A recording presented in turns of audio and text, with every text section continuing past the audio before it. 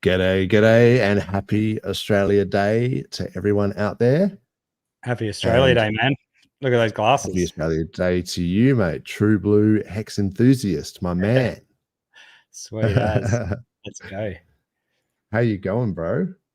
Yeah, pretty good. Pretty good. Just all good. Enjoying the weather. We actually had a lot of rain yesterday, and it's cleared up really? beautifully today. So yeah, wow. Nice. Now, mate, I've got my Bunnings hat on. It's all blue skies here.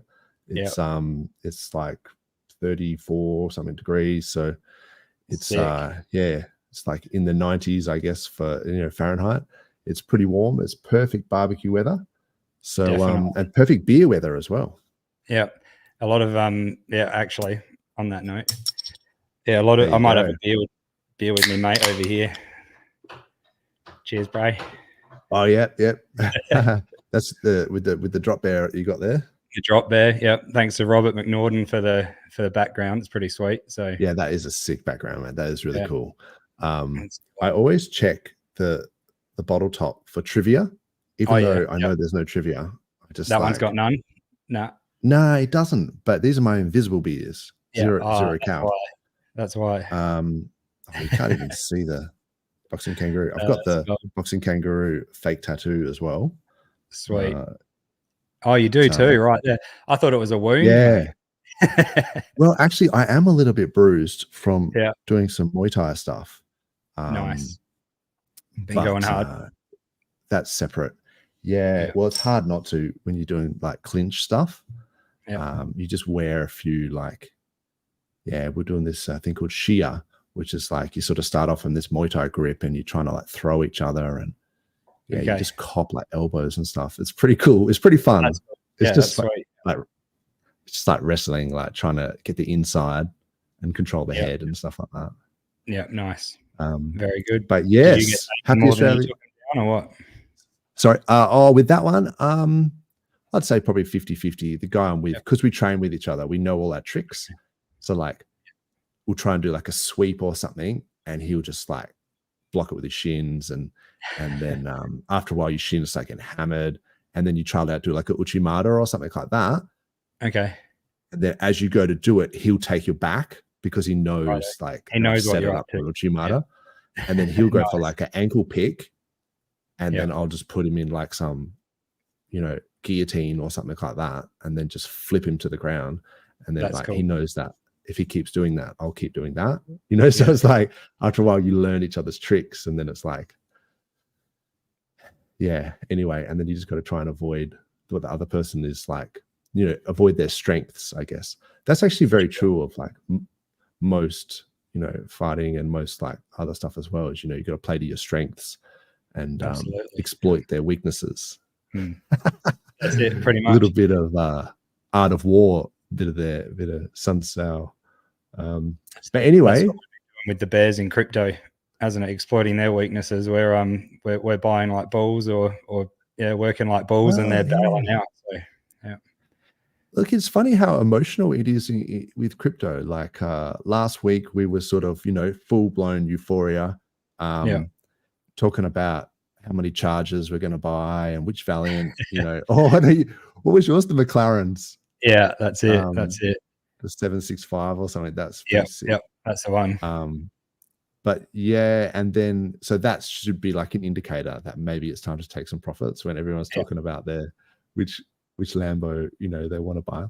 That's it. And then exactly. And then so I mean it's not foolproof, because as it was going up, you could have said, oh, maybe we should take some profits at whatever it is, 407 or something, and you would have been left behind. So maybe it is too early in the cycle to be taking profits. But in saying that, there is a point where you kind of, like, for me, it's like if you've doubled your bag or something, then maybe taking 1 or 2% of your liquid stack, just in case there's a pullback. And that dip we saw back down to the SAC rate, like for PLS, the 0001. I thought that was fairly predictable that would bounce off that as support. everyone's got that in their head at the moment. That's the spot where everyone wants to see. So we'll move past that eventually. I mean, it could break lower than that, but at the moment, everyone's like, yeah, we don't want to see it get past that. So yeah, and the interesting thing is, and maybe I'll pull up the chart so people know what I'm talking about. I feel like I neglected the chat? Probably everyone's doing Aussie Day stuff with their families. Class is there. Hey, Class. That's the way. Yeah. She's putting a shrimp on the barbie or a prawn on the barbie, as we like to say. That's it. Do you actually do that? Because I find that it's only people playing on the words that actually say that. Yeah. Nah, to be fair, you just put a couple of snags on the barbie. Bloody a couple of scotchies. That's it. You know, bit of lamb kebab maybe on Australia. Yeah, chavaps. Yeah, they're the way to go as well. Pretty good. Chevups. Oh, you call them chevups? That's what I call them down here. Makes them sound fancy, man. I call them chevups. There we go. They're like skinless sausages or something, can't they? Yeah. Full of good fat, but yeah. Good old chevups. Yeah. Nah, shrimps are gross, apparently. I actually like big prawns, like tiger prawns, king prawns, and that sort of stuff. But yeah, nice. I usually pass them on to my wife. I'm not into them, but that's all right. There's something about I don't know. Actually, I have seen this internationally, but for some reason there seems to be a lot of like seafood vans that are like parked on the side of a road, like near a railway crossing, and they're like prawns. You know, $5 per kilo or something. And for sure. Yeah. Oh, it's fucking hot out here. It's 40 degrees, 100 degrees Fahrenheit. Yeah. These guys are selling prawns on the side of the railway. I'm like, it's a bit crazy. I'll pass on that one. Thanks, mate. Fruit's different. Good old strawberries or something. You can't go wrong. Oh, yeah. You get some watermelon or something. That's it.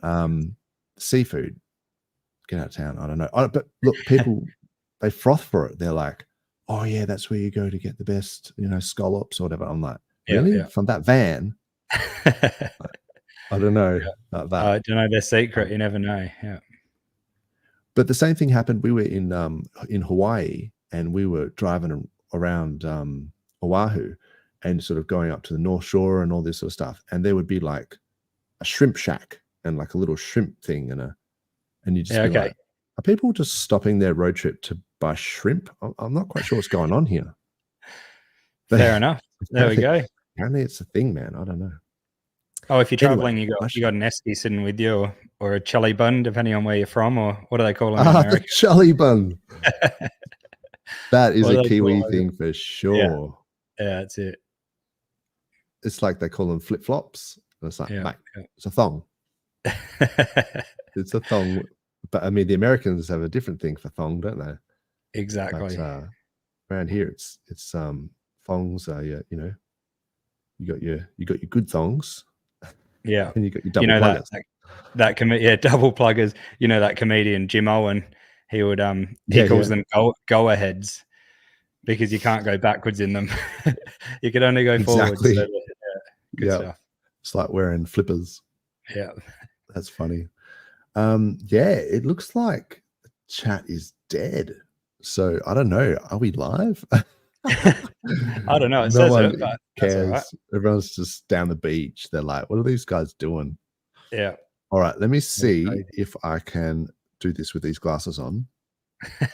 So this is definitely won't get high definition through them. Oh man, it's like polarized. Look out. We got one in the chat. Clintrons. Here we go. Clintrons. Well done. Man. Oh, and Clouds. Good on you, Clintrons. Thanks, mate. Thanks for supporting us. Clouds is still here. Yeah. That's good. So yeah, I was just talking about this, this was like last week or something when we were like talking about buying Lambos. And then there was, I think it was Rackham Michelle, one of his guys from his pool. I should maybe clarify. That was the theory, that there was a whole bunch of people pulled and sacked for PLS that in one of Rackham's pools, and that he dumped, even though he went out and told everyone that people would be selling too early. Yeah. But maybe he can't control, the whims of people in his pool, but maybe he shouldn't have chosen that person to go in his pool. I don't know. Yeah, there might be some impatience from other people. It's like that thing if you onboarded someone, like I'm glad I didn't go hard on the sacrifices because I was actually new to crypto then. So you know, Really? in a way it's a blessing, Yeah.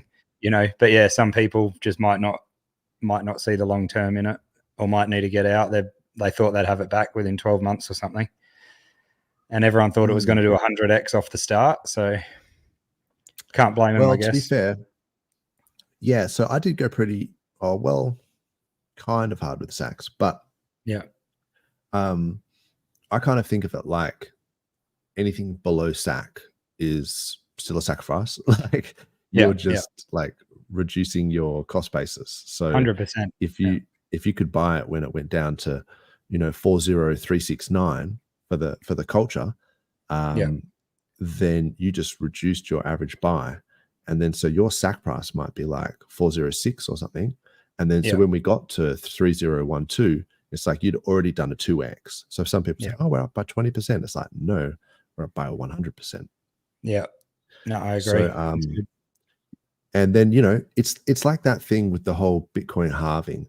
A lot of the Bitcoiners, they have this thing where it's like anything before the halving, like in the 6 months preceding the halving, if you buy every dip, you'll excuse me, you'll never do poorly. Like if you buy every dip in the 6 months preceding the Bitcoin halving, historically it has always gone above that price. Like you'll always be in profit. Now, I don't know if that's true, and it may not be true in future cycles, because if we're seeing diminishing returns and things like that, I wouldn't count that as a guarantee. But for the people who are less risk averse, it's kind of that idea where it's like, anything below, like say PulseChain sack price, you're reducing your average buy, and then it means you're doing more X's in the hyper phase of the bull market, which means you might be able to get out sooner if you have like a target in mind, or if the shit hits the fan and everything dumps, and you've been taking long profits along the way, you end up having more profit than the guy next to you who that's it whose cost basis was higher. For sure. I think it's that like snail pace type thing. You eventually come out well in the end if you just take it easy and buying the dips and seeing the lows. Adam Stokes was saying, like, he always has a good way of putting things across, which is the whole flipping of your mindset. When you're into crypto, you find, and I found especially myself, after a while you start getting a bit, I don't know, you get a bit frustrated when you see the price going up because you want to get more in. So it's a good thing, but it's also like, damn it, like I just needed it to wait a bit longer. You always want to just get that little bit more. So I think when you get that mindset, interesting. You're in the right place, like you're doing it well, I guess. You got a good investment. So that's a great point, man. Great point, because I think we have this PTSD where it's like, oh no, it's going down. And then once things start going up, you start going, oh, holy crap, I didn't hit my target. Like, hang on, I haven't packed all my bags. And it's like, bro, you had 2 years. Like, you can't expect. And it's like, I just wanted to DCA forever so that I built up this massive bag. But that's kind of not how bear markets work. It's like you get like a small window to get the bottom, and then you're just forever coping on the way up, going, if I had bought that Bitcoin for $3.5 grand, that's right, 1 Bitcoin. I don't think that anyone will ever be happy with what they've put in. They'd always wish they put in more. So you've just got to tell yourself, if you've been going hard, and at one stage you're happy with where you're at, you've got to remember on the way up that you were happy and you did the best you could as well, I think. So we're getting into a bit of hex therapy, aren't we? Yeah, true. A bit of cope. No. I'm actually really happy with the way the prices have been going. We put through that 0001, the sack rate, to get it. There you go. Which I think is kind of a misnomer now. But yeah, the original SAC rate, and plus even then it's a misnomer because there's people with bonus multipliers. But then, so here we go. I'm talking about the chart. I've got the chart right in front of me. This is the 0001, and that was, you know, the 1x multiplier original SAC, 10,000 coins per dollar, and it looked like it just peaked below it. I mean, this is on the 4 hour, but maybe if you go on the daily, it wicked. The daily still looks great.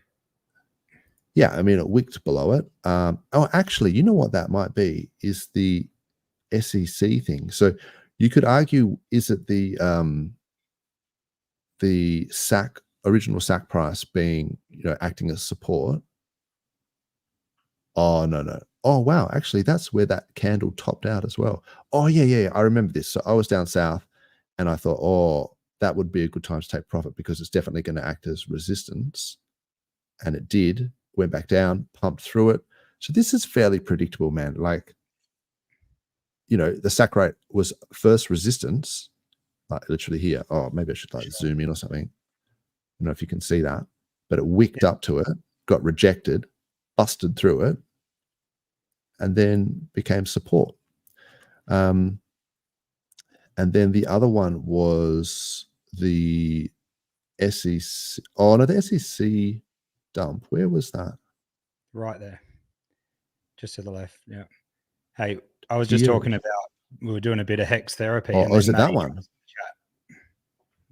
I'd have to check it, man. So I think it might be. No, that's the SEC dump? Yeah. Yeah, that's the SEC dump there. So it's kind of the same. I didn't realize that was around the same point as well. So maybe the SEC dump is actually like the point, like is acting as a support as well. Either way, we bounced off it and just having a bit of a damped oscillatory sort of ringing here. Yeah. Hopefully forming a nice little bottom for the next run up. The other thing that's interesting while we're on the charts, I might have to take these glasses off, man. I can't see jack. Oh, yeah. This hat also doesn't fit my head. Yeah. Oh man, I'll take this off. I don't think anyone cares anyway. Oh, my head. It's getting squashed. Hey, I was just thinking I've been told. Yeah. Sorry, I was just gonna say I've been told I've got a big head. So those things do not fit me. I got a big head too. Is it like in literal size for sure? Not many hats fit me, but this one's killer. Literally and figuratively. So what were you gonna say, mate? Sorry. First off, I was saying I was talking about hex therapy there. We were getting a bit into that, and then Maddie jumped in the chat. So look at that. Oh, yeah. There you go. Amazing. Good to see you, Maddie, and Ninja Turtle, Hex Ninja Turtle. Good to see you, Maddie, man. Thanks for coming in and saying hello. We've got a few people rolling in. That's awesome. How you going, Hex Ninja Turtle? Cheers, mate. Happy Australia Day. Hell yeah. So yeah, I was just briefly going to say this Hex PLS ratio as well. If you actually price it in PLS, wow, I can see. I've talked about this in previous streams, right? I hope you can see this okay, but I can maybe like zoom in or something, but that's sweet. Basically, when Pulse launched, you know, it was around about 100 PLS per hex. It went up to 240 PLS per hex. And I'd been kind of tracking this ratio, and I noticed that there was a support line here that it kind of broke below, and then like a diagonal support here that it broke below. And then the derivative turned negative. Like, so the like the tangent of the curve, if you know what I mean, if this is like a curve, it actually swapped negative. So I'm like, this is like rolling over, you know, which is never really a good sign in charts. No. So I was like speculating there's either two ways that this can go down, right? Either the ratio is rolling over and PLS is going to start to outperform Hex, and that, you know, if you swapped your Hex into PLS at 240 PLS per Hex there, then you would have more PLS. Yep. And then so the counter to that was that there was this support level here at about 140 PLS per hex, and it looked like it had wicked down to that point and then got brought back up.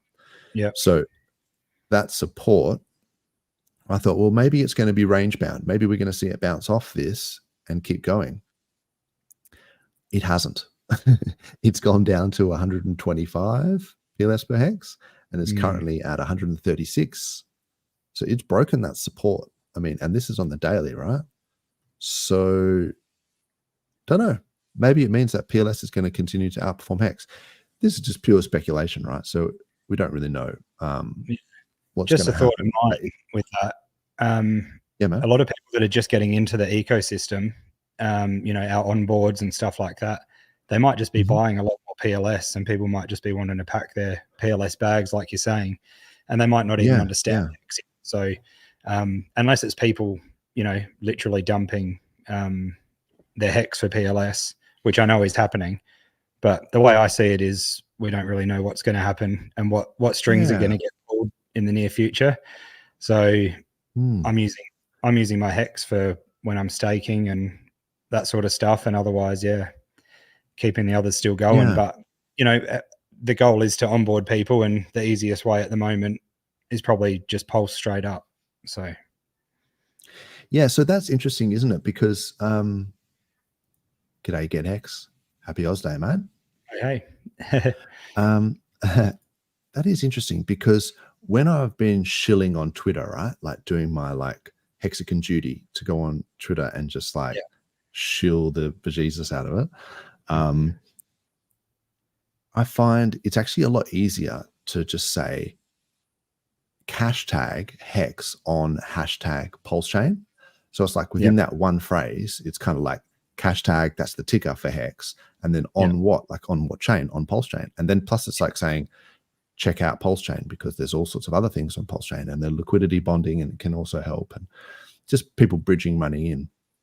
So as like a shill phrase, like Hex on PulseChain, I think it sounds good.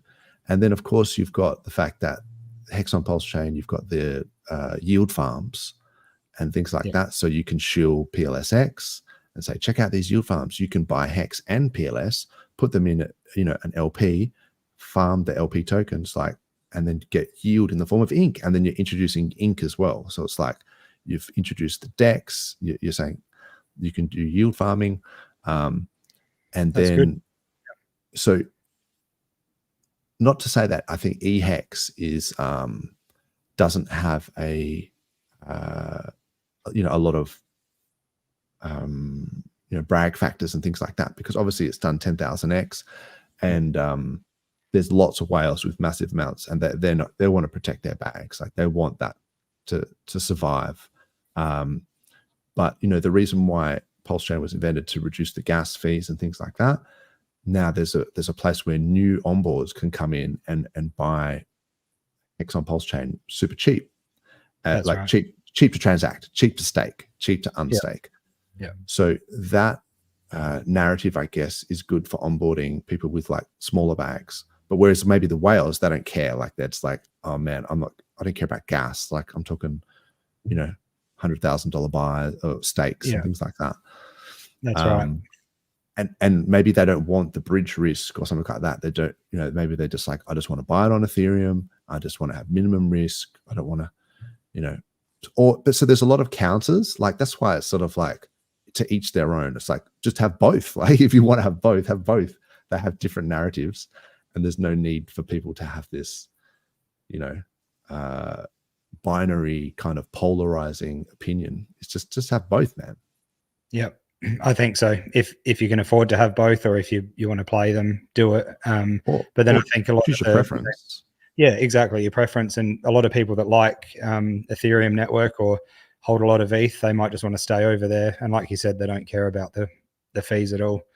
But and so the new onboards, I'd be going towards PulseChain and just teaching them that way, because that's going to be the future of it anyway, I think. But yeah, I mean, that's my preference. But you know, I'm not like a whale buying up, you know, So for me, for maybe the cheaper players and things like that, where the gas is cheaper, it's easier to play around on PulseChain.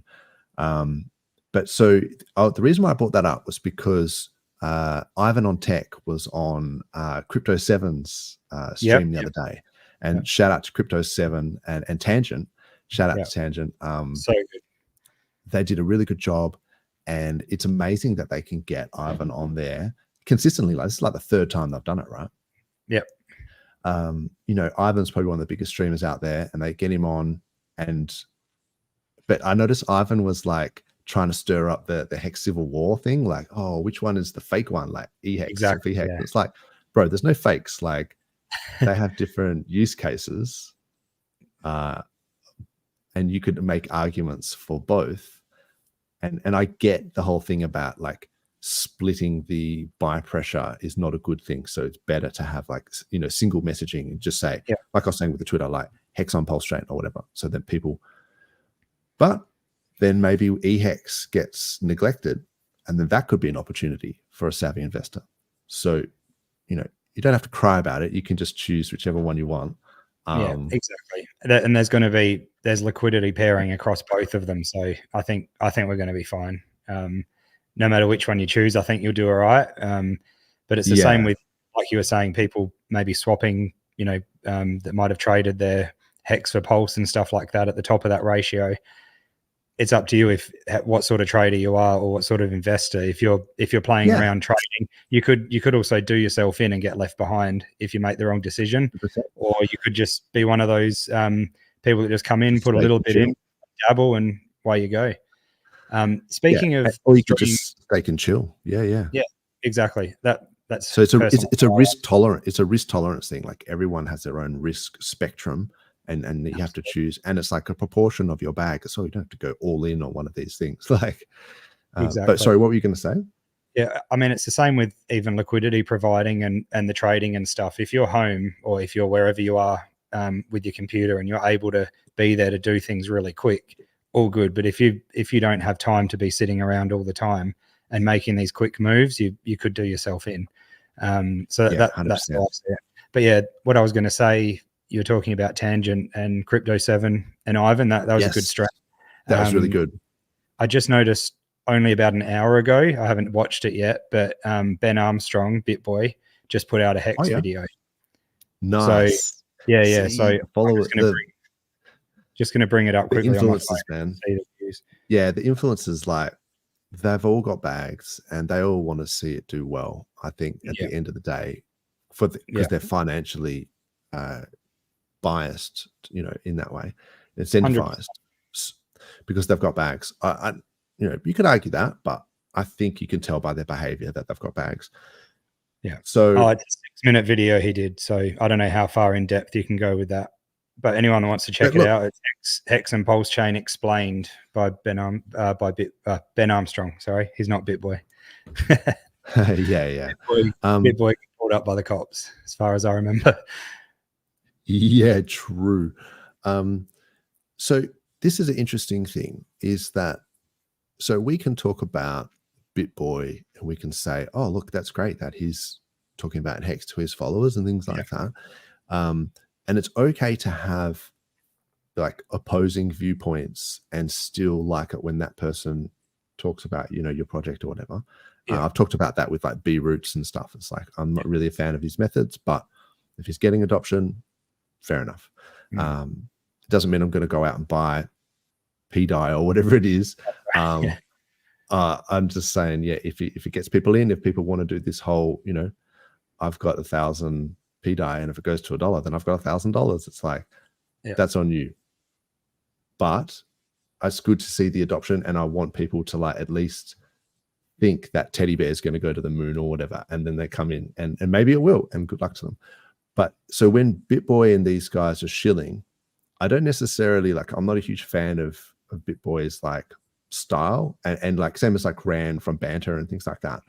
The whole just shilling 50 different coins and then like, and getting them for free and then dumping on the people like midstream. So you're someone like behind the scenes, and as you're shilling and people are buying it, they're dumping. Exactly. So I don't respect that at all, and I think that it's poor form. And it seems like there are a lot of these guys are like that.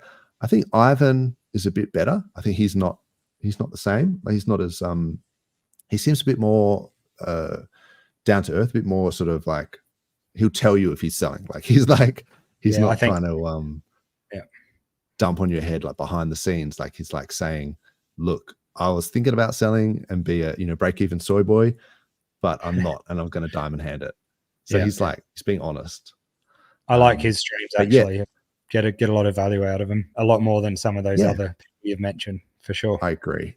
Yeah, because Rand and the guys have got like no qualms with just shilling the most degen shitcoin you can ever imagine.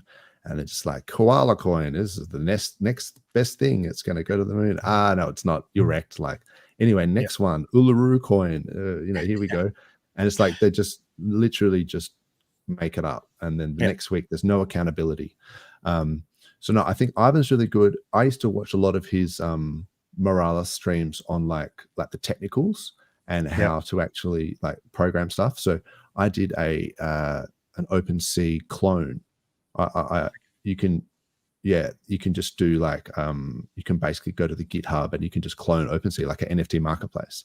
And you can add in all sorts of stuff, and it's really cool. And like they show you how to do it. Morales have got all these servers and stuff, and it's a great way to like learn how to code in JavaScript and Solidity and that sort of stuff. So I think because he's come from that background, he seems a bit more like he's not scamming. Anyway, shout out to Crypto7. I really like the consistency of the streams that he does. Like he's always in there. And shout out to Matty Allen as well, because like this is the same thing that I like about both these guys, is that they're turning up like multiple times per week, like nearly every day. It's hard work, man. Like you got stuff to do. So full credit to these guys. So show your support, and if you can, go to Crypto7 and like and subscribe. And if you get someone like Ivan on, hit the reminder so that you can support him with the views and in the comments and things like that. I think that's really important. But it was interesting to see. I got onto that tangent because of him talking about like the EHEX, PHEX Civil War thing.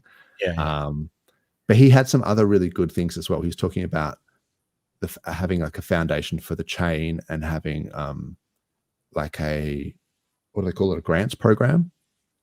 So it's just to support and encourage developers. That's a bit of a controversial one for me, because like if you go to, I won't pull it up, but if you go to like Polygon, their website, they have a whole bunch of stuff on their browser that's on their website that's like careers and contact us and grants programs and physical addresses. And it's like, hang on a sec, how can you apply for a job to work at Polygon? Like, is this just a company? Like, I thought we're talking decentralized crypto blockchains. Yeah, that's right. Doesn't that make it a target for the SEC when you have an office and a place where you can apply to work? If you're applying to work or applying for maybe grants or something like that, you may probably have expectations of something. So the way that we sorry, you go. You got it. No, you go ahead, man. Sorry to keep interrupting you. I think it's these headphones. There's a bit of delay. I was just going to say about probably what you're getting to, but with PulseChain, I think there's enough support within the devs that if you came to someone asking for that or with your ideas, they probably wouldn't even go telling what these ideas are or doxing your project. They'll probably be willing to give you a hand rather than needing some sort of crowdfunding for it. There's not many. Not many projects that actually ask for funding. So I get where Ivan's coming from, like in terms of the infrastructure, if they have to have server rooms and have to pay for electricity and this and that, if they can't lose money, like it's a business, right? So I get that. But also it depends, like with these grants and things. So if you're building infrastructure, I would support it. And I mean, I don't think the cost is that large, right? So if, you know, Buck and the fiat guys want to just pay for it, you know, with their lunch money, then it's probably not a big deal for them. Yeah.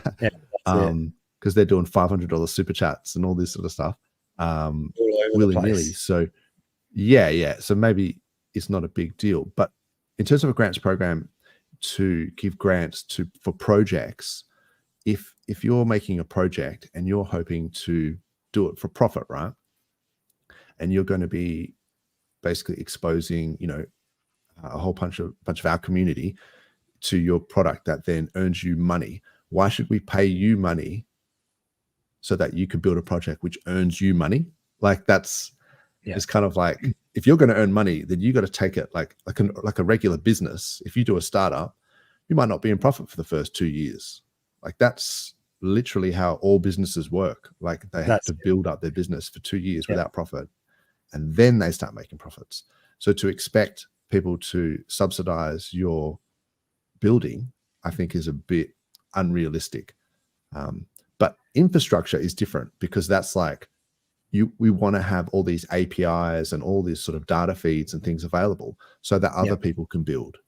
Exactly. Yeah. So yeah, that was my sort of takeaway from that whole Ivan thing, was like, I think it would be good to have the foundation or whatever, and like a decentralized foundation where people can donate and then they can support infrastructure.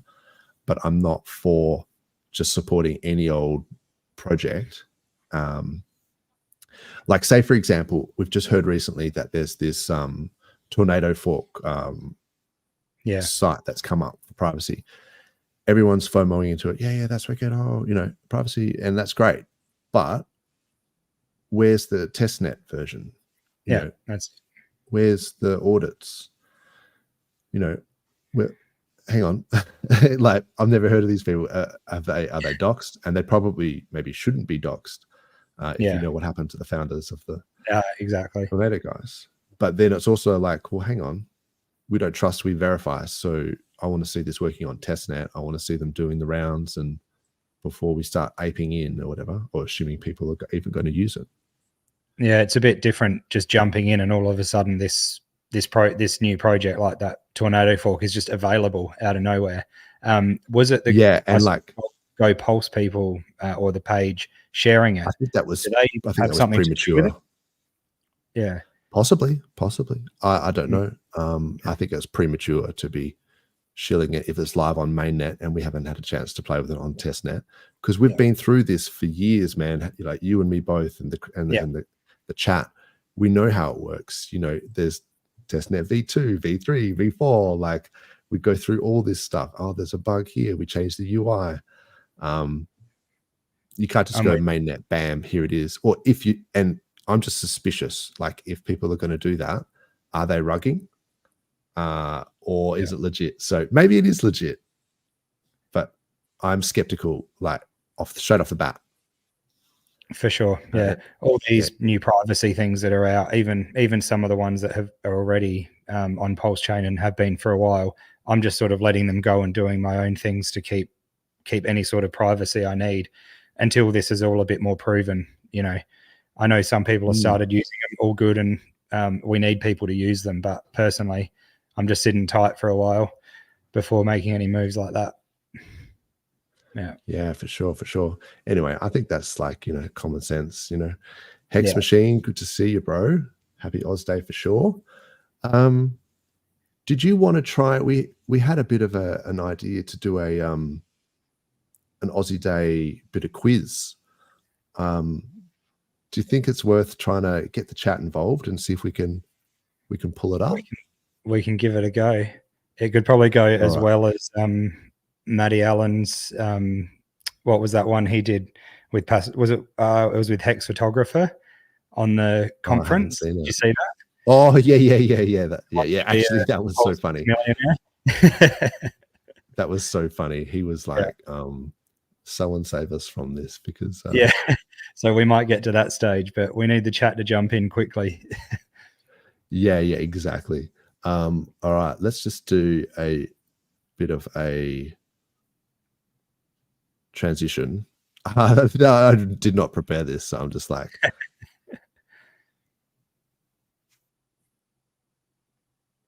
oh, I can't hear it. Oh no, Can't hear it. Okay, fail. Let me see if I can do that. You had it going before. I think what you got to do is you got to share the tab, not the window. Oh, yeah. Take two.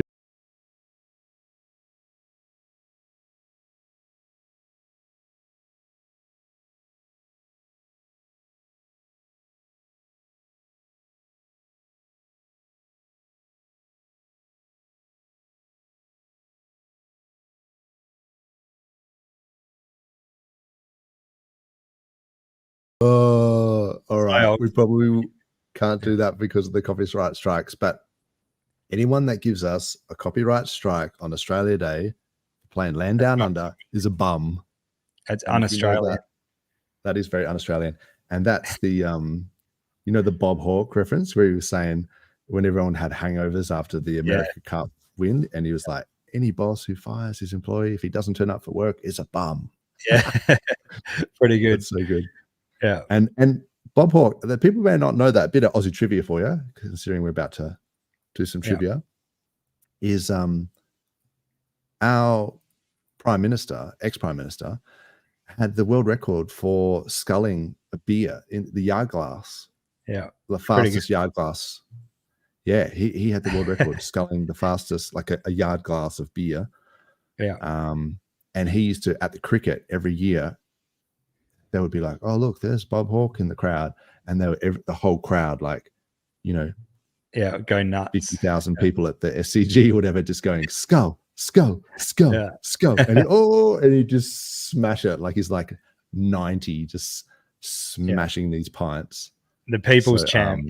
You got to love it. He was the people's hero. Why is everything getting so serious these days? Bit of fun, you know. No, that's it. Yeah. People need to chill out a bit, eh? Oh man, why is this not working? Okay, cool. So yeah, let's do the quiz. Yeah, I think all the Aussies are going to smash it. But for sure. Here we go. Oh, Hex Sailing. Hey. Love it. I haven't seen Hex Sailing before. Have you? No. What a champion. That's cool. Amazing. Sailing anthem. Yeah. Land Down Under. What other Aussie classic songs could we stick on? Maybe not right now. Oh, why is it doing that? Anyway, if we got some more, put some Aussie songs in the chat if you think we should crank a bit for Aussie Day. I've got my Vegemite here. Oh, nice. Great Southern Lands, all right. Great Southern Land, of course. Yeah. Why is that? Oh, there we go. Great Southern Land. That is actually one of my favorite. Yeah, Ice House. Oh, anyway, let's do this. Let's do the slang thing and then we'll stick it on. Okay, so in the chat, put in some Aussie Day tunes for the people. I don't know if you're listening to Triple J Hottest 100 or whatever, turn that off and then put us on and then tell us what tunes you want us to like put on, and hopefully we don't get copyright strikes.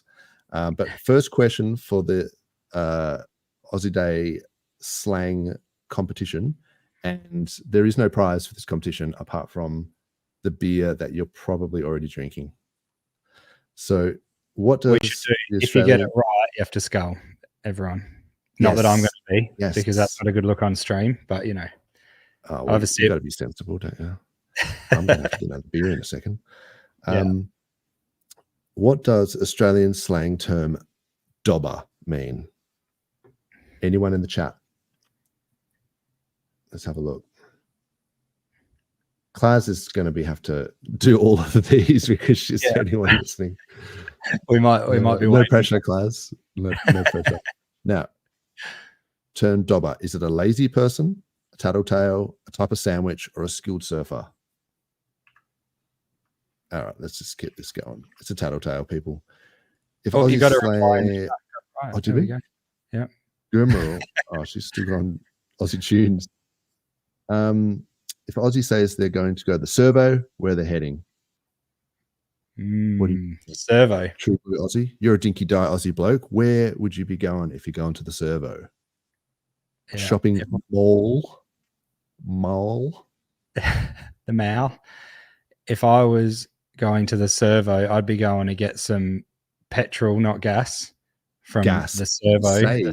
They say it's an Aussie thing, and then they say gas. Like, come on. If you were to nick off, find this dozer. Come on. You literally gave it to me, bro. You were like, this will be a good idea, and I'm starting to think maybe it wasn't. That's all right. I can't understand my accent. You need to have a few more frothies that'll. Oh, she's got to go to work. Okay. No. I might help her actually, because she was saying before that Aussie Day is hard to work in a hospital because you get all the people that have done themselves a mischief. Some sort of injury, you know, they've been shot with a bow and arrow or something, and they're just like, so what were you doing?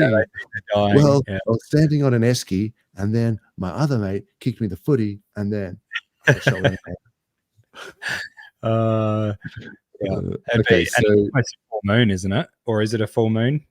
It'd probably be to nick off. Oh, sorry, I was gonna say that's not even an option, bro. No, it is like a full moon. I think everyone just goes a little cray at the full moon. Yeah. Oh, there we go. Nick down to the servo to grab some. You're gonna nick off to the servo to steal something, to nick it. Yeah.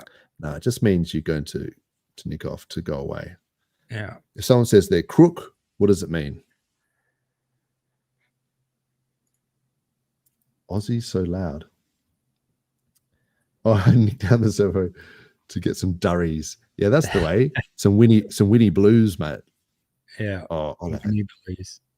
Oh, some Winnie blues. See, I don't smoke, so I don't even know if they sell Winnie blues anymore. But back in the day, it was always about the Winnie blues.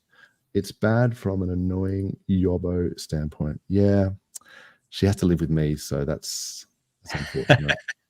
You're looking like a bit of a yobbo today. Yeah. This is my transformation. Once I get off stream, this is just how I rock and roll, like every day. Yeah. And then I put on the polo shirt for the streams. Yeah. Melbourne Cup fillies do go crazy. Like they just it's like America's bloody Girls Gone Wild or something, and they just, I don't know what it is, but they just so trashed. It's not a good look, actually. I don't know. It's not a good look, and I don't actually see why it's so good to go that hard at the races. I guess it's the only thing to do. No. Yeah. Maybe it's because the races are boring, and you have to I don't know. We're going well with this quiz in the chat. Get paralytic drunk. Oh, speaking of which, what does it mean if you crook? Fully sick is what Clintron said. Sick. Well done, Clint. Right. Thank you. What is the meaning of the Aussie slang word dag? And you have to say dag. Yeah. It's like Tangent. Shout out to Tangent with his dad. But it's you have to do an Australian, although they have Dagwood dogs. Yeah. Is that an American thing? Dagwood dogs, where they have the hot dogs or whatever? I don't know. I reckon it's probably, they probably call them dippy dogs or something in America. I don't even know what that is, but I think it's some sort of sausage, some sort of schnag. Yeah, but no, dag. Is it what? A dag is definitely a humorous or eccentric person, I reckon. A dag, I'm afraid that is not. No. A dag is like, this hat is daggy. Yeah. So, well, maybe, I don't know. Maybe I should have read that question more. I said an annoying person. I said, I mean, maybe you were being like facetious. I don't know. Let's get this happening. Number 5, you. Yeah. Okay. Well, we'll see. And Australian slang. What is a snag? Oh, it's when you're fishing and you. You can't get the line out. Yeah, and we're going to go for goose in the chat. That wasn't one of the options. Thank you very much, Hex Machine.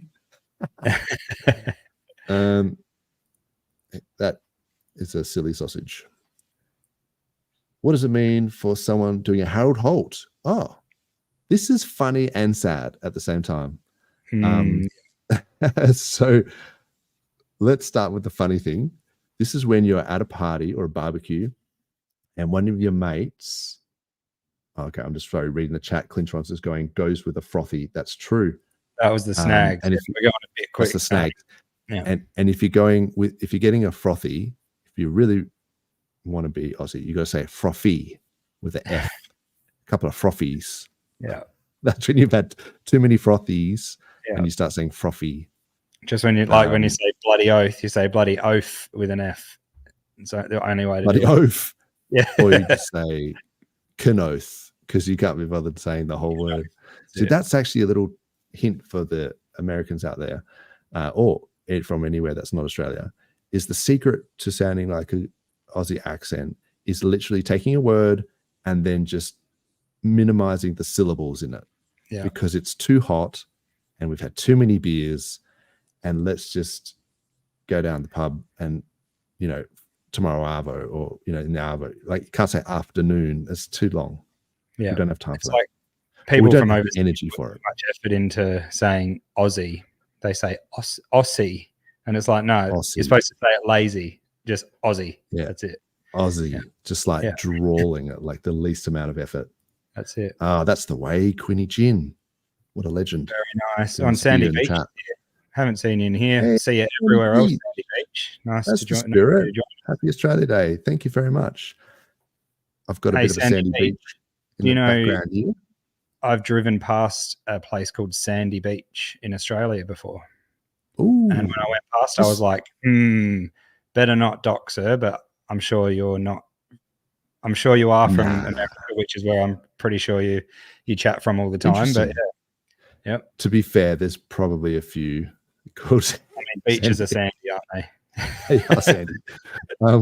This one in the background is actually Lucky Bay, which is doxing my my state.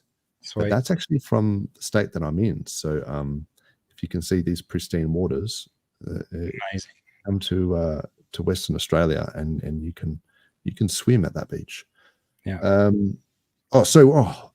This goes in with what I was saying.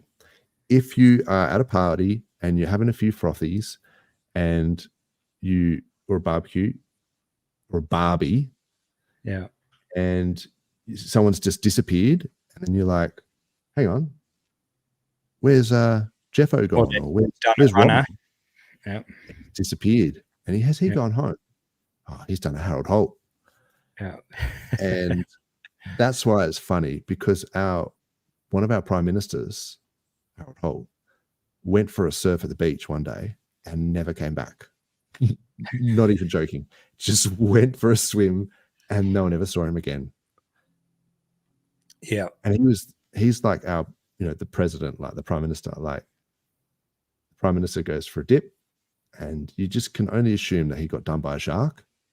So that's the sad part of it. I was saying before, it's funny and sad because he probably died in a horrible fashion. But you don't want to do a literal Harold Holt.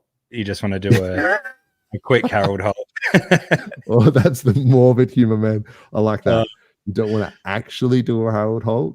You don't want to go fishing down at this Lucky Bay and then find out that there's some tigers and stuff there that might make your day a little bit more unlucky. That's right. Because they're quick, man. They're quick.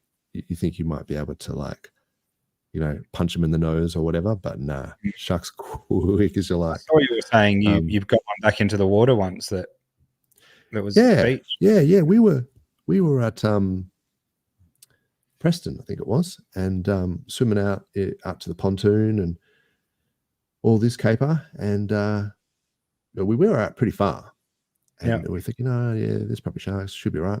And anyway, this guy just landed a full-blown 2.5 meter tiger shark on the beach, with his rod, and just landed it, and we were like, what? And you could see all the tiger stripes and everything along the side of it, and we're going, bro, what are you doing? And he's like, I've been fishing all day, I finally caught one. I was like, yeah, but we were just swimming there, and there's lots of families and stuff. Crazy.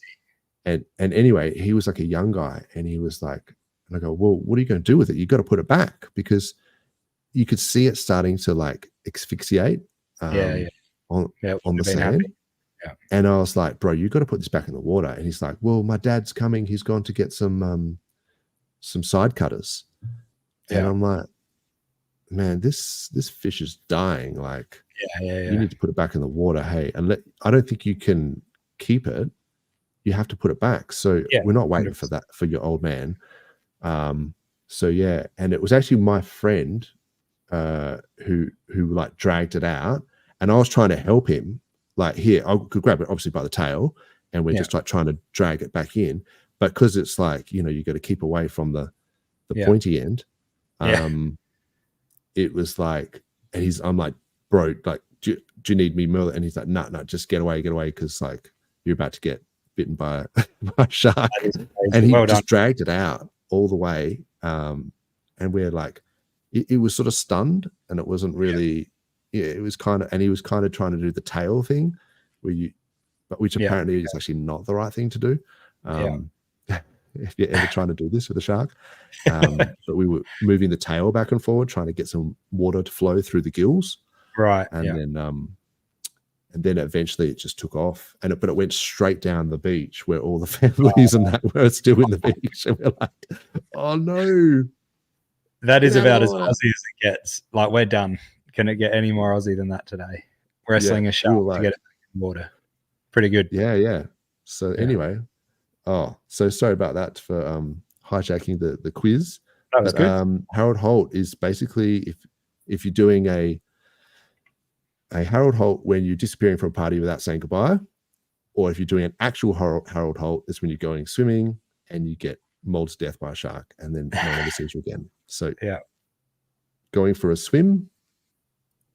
Oh, wait a minute. No. Oh no! Did I just click? I should have said just like leaving early. How do I go back? I just explained the whole thing and then clicked the wrong button. Oh no! Too many beers. Or this one could be Billy. Where now? Come on now. Where's Tangent when you need Billy's? Well, no one's having Billy's today, are they? No. I'm sure there are. Well, I may have used a Billy this morning to make a cup of tea. Yeah. All right, let's wrap this up. If someone tells you they're going to hit the frog and toad, it means they're hitting the road. So a lot of our slang is just literally rhyming slang.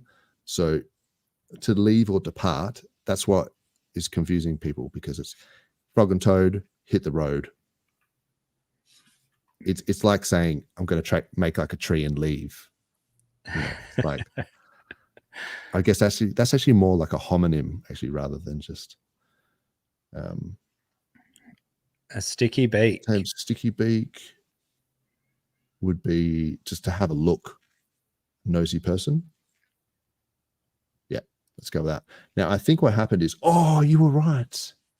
Number 5. Oh, outrageous. So I thought it was like an annoying person, like he's being a dag. I thought what was the actual answer?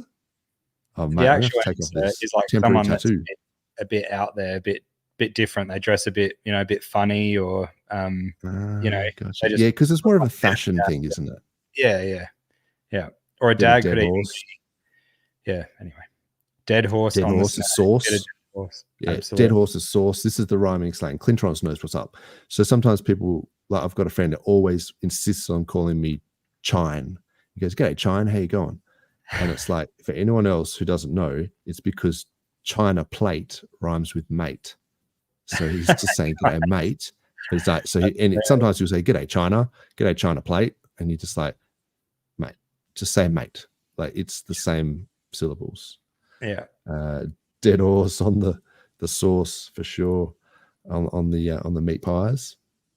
Very good. So yeah, which other one did I get wrong apart from dag, which I very rarely use? It was it was the one I accidentally clicked with the Harold Holt. Yeah. Because I was look, to be fair, it's hard to see with these glasses, so I'm just going to blame that. Yeah. All right, we did it.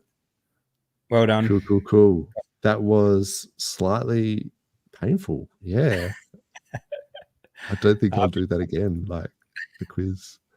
And then we should make our own next one. Yeah, I think you have to do it properly, like not just half-ass it like I did. Oh, rage. Can you hear that? Yep. Yeah, there you go. So this is what it's all about. Looking at goannas. Pumping a bit of Great Southern Land.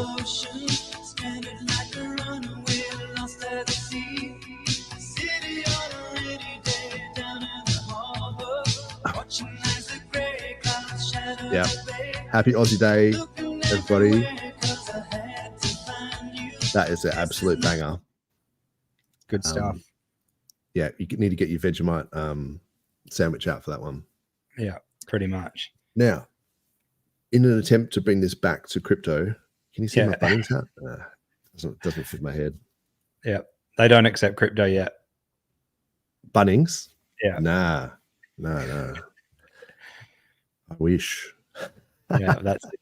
I spend a lot of time down at Bunnings. And, I'd have no crypto bags if Bunnings accepted crypto. That's true, isn't it? That's actually probably a good thing they don't accept Bunnings. Bunnings doesn't accept crypto. Otherwise, all the Aussies would be like, "Oh yeah, I just need to get a. Do you accept G'day coin?" You know? Yeah. Cashier's just gone, mate. Just get out of here. Yeah, that's it. Okay, so in an attempt to bring this back to crypto, and bam, NFT marketplace. Yeah.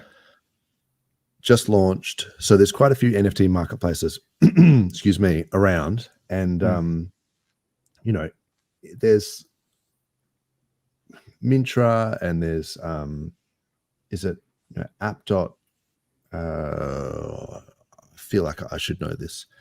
App dot,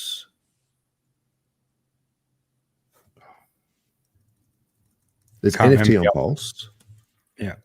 So like, I don't want to be like just only shilling other, things, but you got NFT on Pulse. Oh, Pulse Market is the one I'm thinking of. App.pulse market. Oh, is it? No, pulsemarket.app.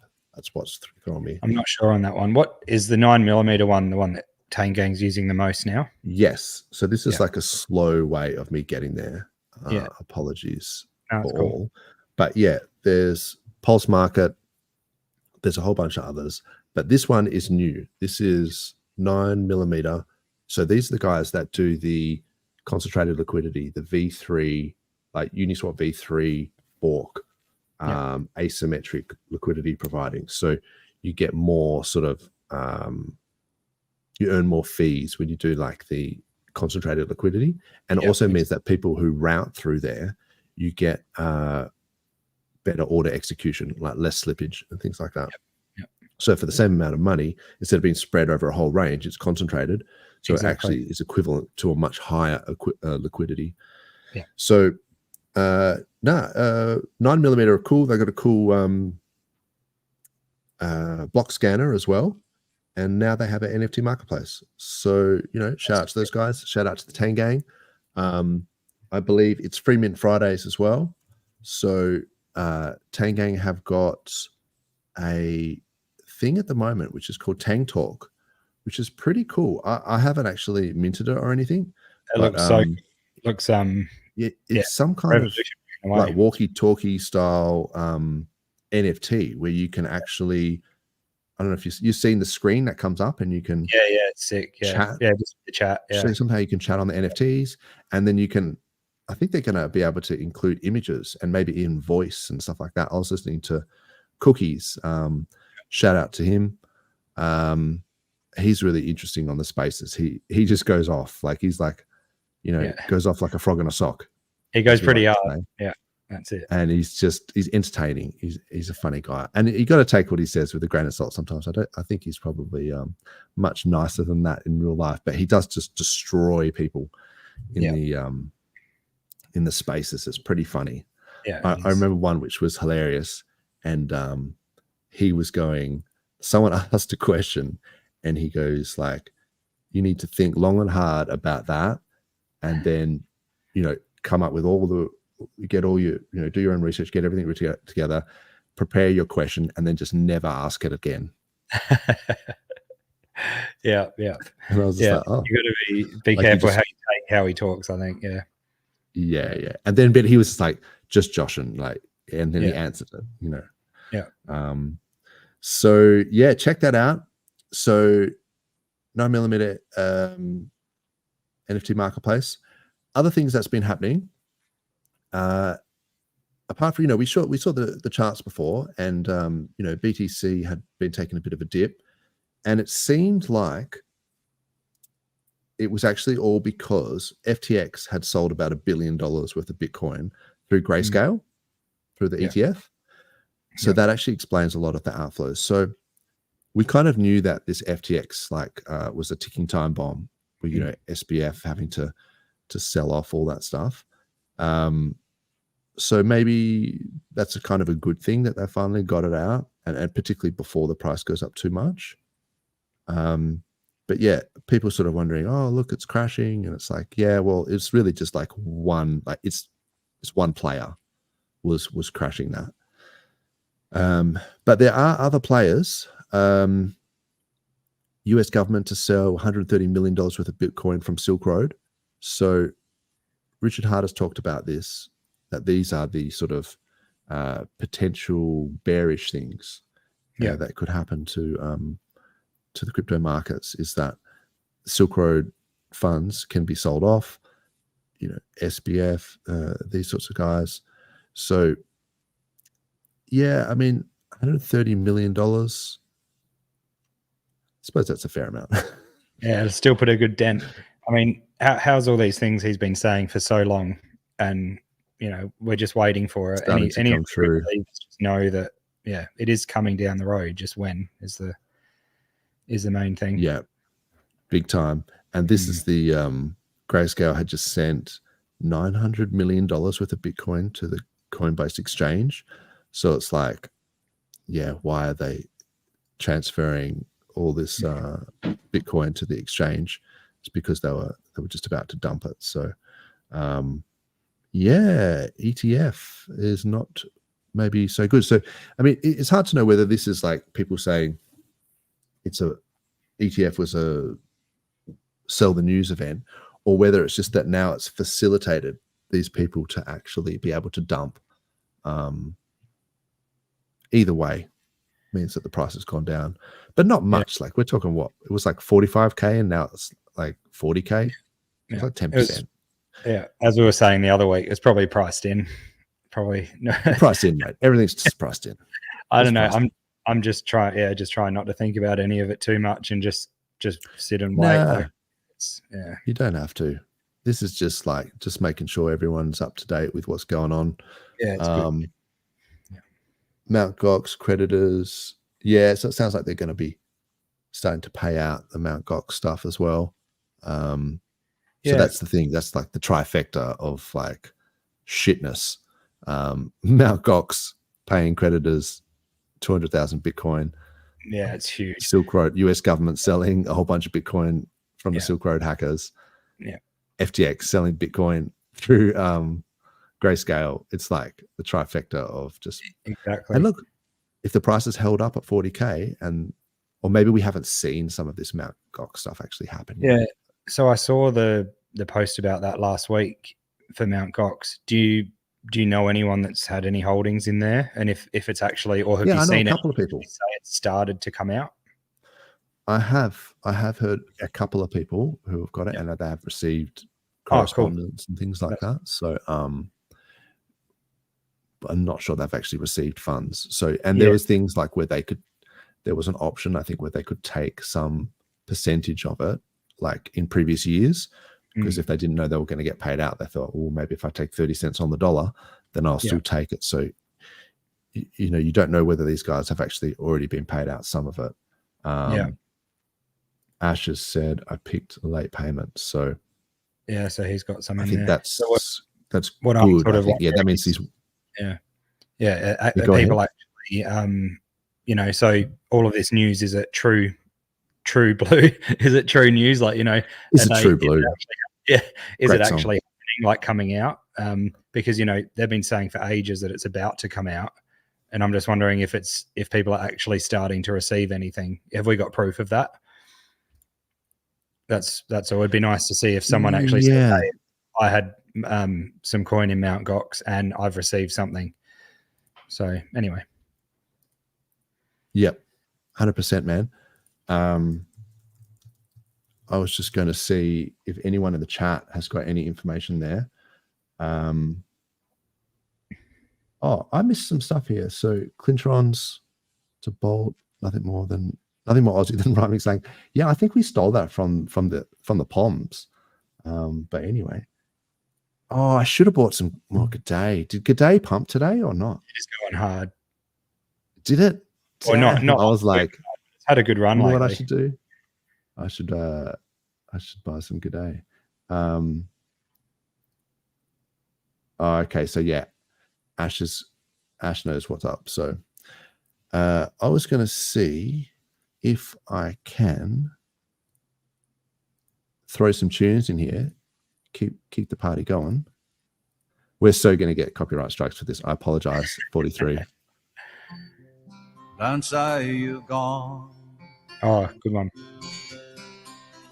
Say you've knocked off for a smoker, and you'll be back later on. Hey, true. I'm just going to grab another beer. I'll be 2 secs. Hey, true blue, give it to me straight, face to face. Are you really disappearing? Just another dying race. Hey, true blue. Ooh.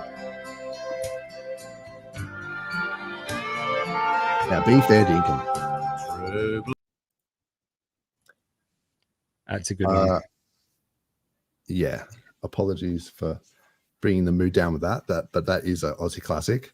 Yeah, definitely. And I've got a new beer. Thank God for that. Sweet. Refilled. Yeah, I don't know if we can play it on here. We probably could. We played a bit of it the other week, but that Super Wog, they have a wicked one for Australia Day. It's so good. That's funny, man. Those guys. Yeah. There's nothing Australian about taking drugs and shit in your pants. Yeah. Happy Australia. I love that line. Yeah. That was so funny. Yeah. Oh, that was good chats, actually. I liked that. Maybe you want to buy a Valiant, though, big time. Yeah, I was like, that's it. Yeah. So thank you for bearing with me with that intermission. I was going to talk about a couple of things. You know, we're talking about like BitBoy and stuff and saying, you know, these guys, whatever, you don't have to like them, but whatever. Similar thing with exchanges. Actually, this is not the one. This is a different one. So this is Crypto Coffee thing. He shouted it out. It's not affiliated with Crypto Coffee, but Crypto Coffee is legend. Everyone knows who he is. Yeah. He's got lots of really good videos on, like, for anyone who wants to know how to do things. He really explains it really well. And yeah, probably one of the premier streamers out there for Hex and Pulse Chain. But he just mentioned this and I was like, oh, I'd never even heard of it. So you can just do swaps. It might just be literally, you know, whichever it is, like a widget for using one of these dApps, and then they've just put it on their website, or maybe it's their own sort of swap. I noticed you can actually choose like Monero and stuff like that. So that's actually hard. So that's on Ethereum network, yeah. The Ethereum, you can buy PulseChain or whatever. You can do swaps. So I guess it's like a cross-chain swap, but it's kind of an exchange. So you're probably not getting the best deal. You're probably getting slugged with fees, is what it boils down to with these things. That's how they work. The other thing is, we've just been listed on Bitcoin Try, Bitcoin Try, I guess, bitcointry.com. Not sure that's the best name, but anyway. It's probably Bitcoin Tree. I don't know. Anyway. Yeah, but it's Try though. Yeah, I don't know. But yeah, it is kind of like, it should be pronounced, maybe not how I'm pronouncing it. But the point is that if you've got Hex on an exchange, it means you can set limit orders, like stop limits and things like that. Cool. Yeah. Now, that's actually cool. You can do that. I know I used to do that with PoloniX. So this is eHex, I'm pretty sure. But yeah, I used to be able to set limit orders and things on PoloniX. And but so this is just another way to do it. And you pay a little bit more, but being able to put in stop limits and things like that means that you can, if you think the price is going to go up, you know, you can put in a trade, but then you could put in a stop limit sell at like 2% below that price. And if the price goes down, it just sells. So then you've limited your exposure to a 2% loss. Yeah. So no, it's pretty that's good. kind of like a way that. Yeah. So I'm not actually advocating for people using exchanges because of the whole middleman thing. You know, not your keys, not your coins. You know, self custody is the way to go. So, but it's nice to see that there are other exchanges picking up. You know, not just Hex, but Pulse and PulseX as well. Yeah, the name getting out is good. Definitely, we need it as many as possible. And then once they buy it, same as I've even bought, you know, something on a centralized exchange just to get the native token or whatever, or you know, in this case, it's not a native token, but and then going over to whatever their network is and doing it in a decentralized manner. But yeah, it's good getting the name out there. Would we accept? Are we talking Persian rugs? In actual fact, no, I wouldn't accept dollars to shill rugs at all because I'm sort of just opposed to that. But because Ash is a legend, if he wanted to shill something, you can just shill it for free, mate. I'm not terribly fussed. So, but yeah, I wouldn't charge people to shill stuff.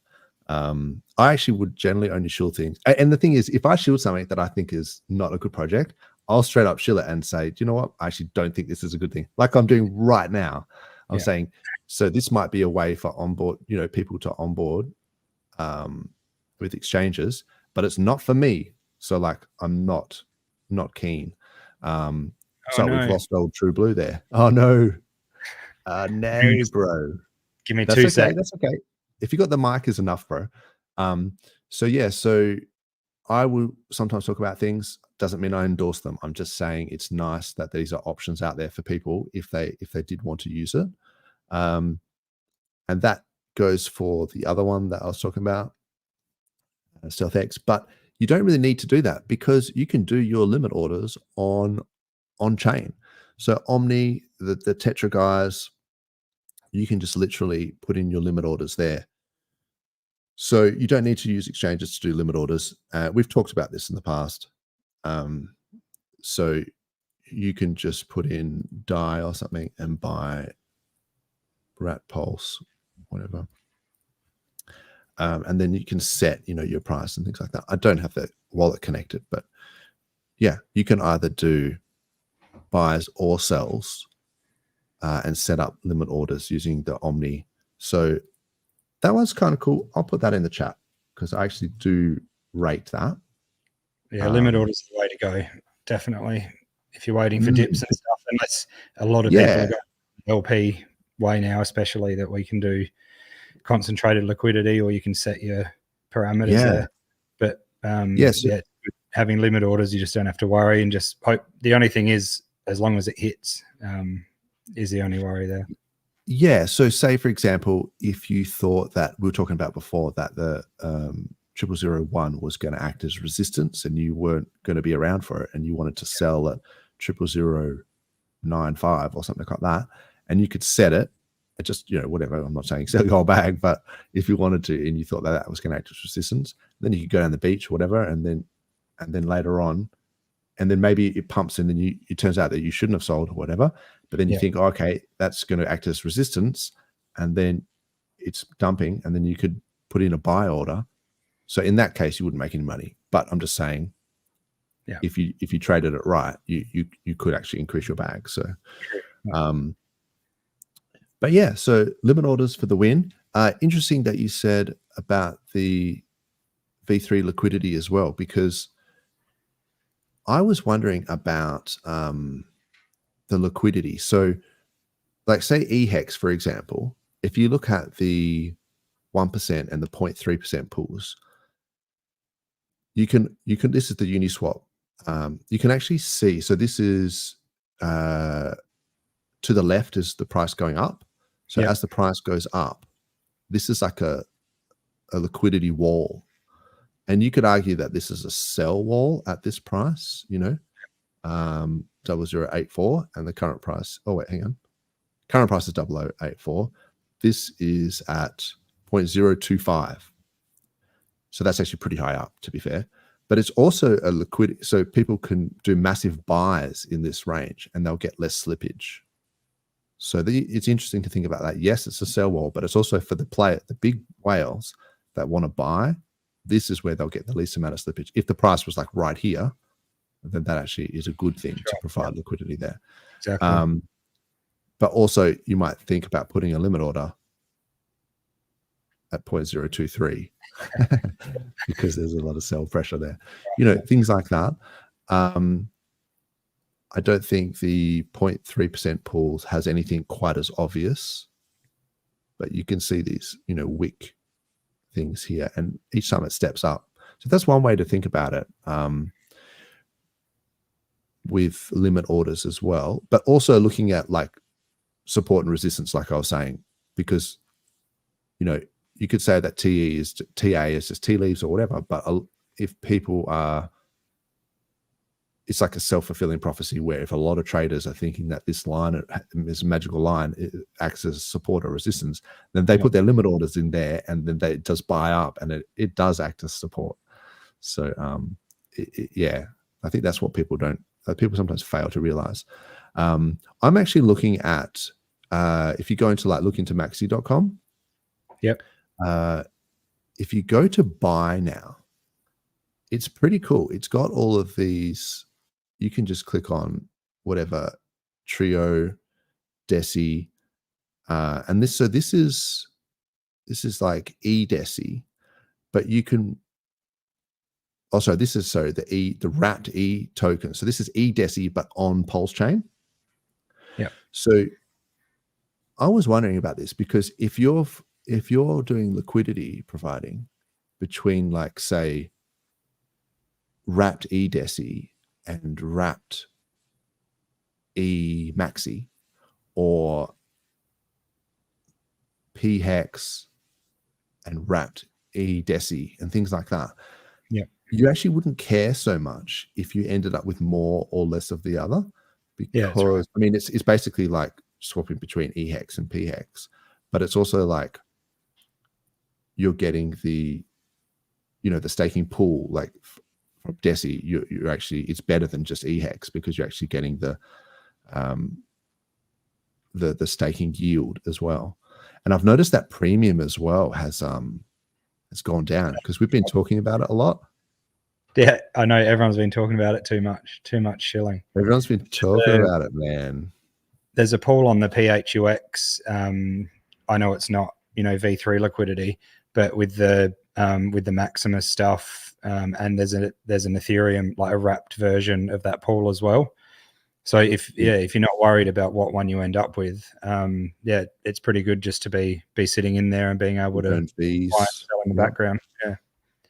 Yeah, I'm actually would be stoked to see PulseX add more pairs, because I really like the yield farming to earn ink, and I would love to be able to do concentrated liquidity like V3 style on PulseX to earn ink on like wrapped eDeci and PHEX, for example. I think that would be cool. And so this is minus 30%. It used to be minus 40%. So maybe this premium is not going to last forever. Damn it. Yeah, you're like, exactly. It's the go and all this stuff, and then now people are actually buying it. Ash agrees. Oh, family trust. Oh, that's a bullish sentiment. Start a family trust because PulseChain is going to make you filthy rich. I added the filthy, but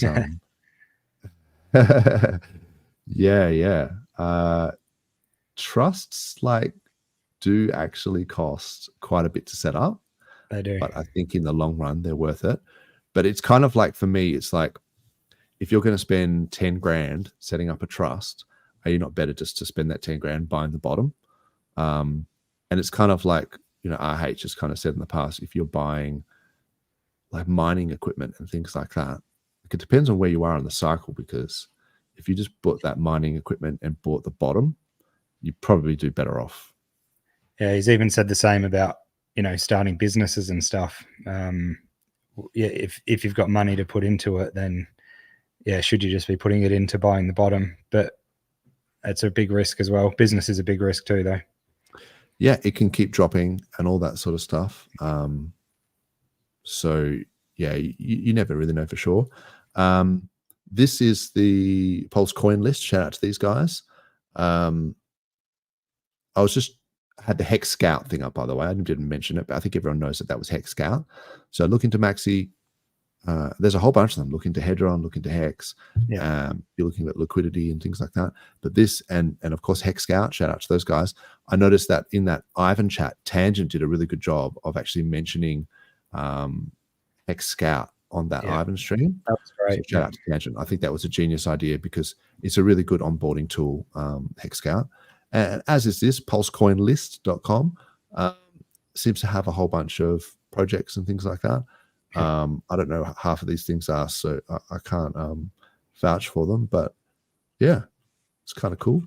And this site has got heaps of shit, like, you know, although, oh man, we got to wrap this up because I'm just drinking beers and talking too much. But I was looking at the ERC20 to ERC20, you know, percentage difference, and I was looking at E-Hedron and P-Hedron, and then, you know, E-ICOSA, P-ICOSA. This is wrong, man. These guys need to fix this. So this is saying that P-ICOSA, or this is saying E-ICOSA is 0.08, and then it's P-ICOSA is 0.2. They're not. There's about 17% difference between the two if you go on Pateus. So I'm a little bit concerned that they haven't updated their price feeds or whatever. Yeah. But the reason why I was looking at that is because Alex has been talking about in the Telegrams, Hedron, this is a little bit of alpha for those still listening, is that with this new version 2 upgrade for the Hedron and ICOSA contracts, when you're doing the upgrade, if you're using E-Hedron or P-Hedron, or if you and we talked about this in the past, where it would have the same purchasing power in the liquidation auctions for the HMIs, and so that maybe having the E-Hedron was a better play because it's cheaper and has the same purchasing power as P-Hedron. But also, if you're upgrading the contracts from E-ICOSA to V2 ICOSA, it's going to be the same as if you're upgrading from P-ICOSA to V2 ICOSA. So in actual fact, if you're wanting to buy ICOSA, you should probably buy E-ICOSA, because then, so I've heard, not financial advice, that it will have the same upgrade ability into the V2 ICOSAs. So there's also a potential ARB there, right? So depending on how you play it, you might be able to actually ARB the difference. So I won't talk about that too much, but that's something that I was thinking. Yeah, you know, I really need a crypto sloth deep dive on what's actually going on there, because it sounds like there's also the option to not upgrade. Am I right? Yeah, so there's always that option, man. The market does what the market does, I guess. So, but the problem is going to be the liquidity, right? So if no one supports it with liquidity, you may not be able to sell it or buy it. And unless you provide liquidity, but then you're just selling into yourself. So that doesn't really make sense. You know, obviously it's the market and stuff. It'd just be nice to know. It'd almost be nice to like put the other one to bed and everyone upgrade. You know, a bit like other tokens have done. They've just canned the other one, removed all liquidity, and moved over. So just to avoid any confusion or anyone thinking, oh, what if we stayed over here? But The upgrade should be good. I'm looking forward to see what happens, and I've loved the Icosa and Hedron project, and been going pretty hard into it, and really enjoying it, and the staking, just all that, another type of derivative of Hex, the way it all works. But I definitely don't want to unstake any of my Icosa stakes because it's got a decent T-share rate in there. Yeah, for sure. Yeah, and same as the Wattses and things like that. I think it's going to be interesting. So this was just so there was a couple of things I saw in that. They were talking about the Wattses. You would be able to bid on them using Icosa and Hedron as well. So that was going to be interesting. So they were going to put the Wattses on in this marketplace. You could actually bid on them using Icosa and Hedron. So that was really cool. The other thing they were talking about is like, I don't know if this is worth having up. You don't have to tokenize it anymore. They'll stay in token form.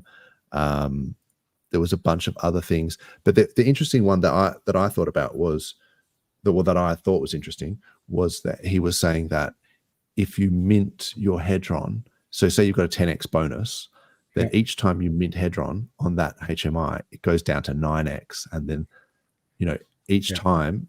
So people thinking they've got 10x Hedron, to mint on these HSIs in perpetuity may not be the case.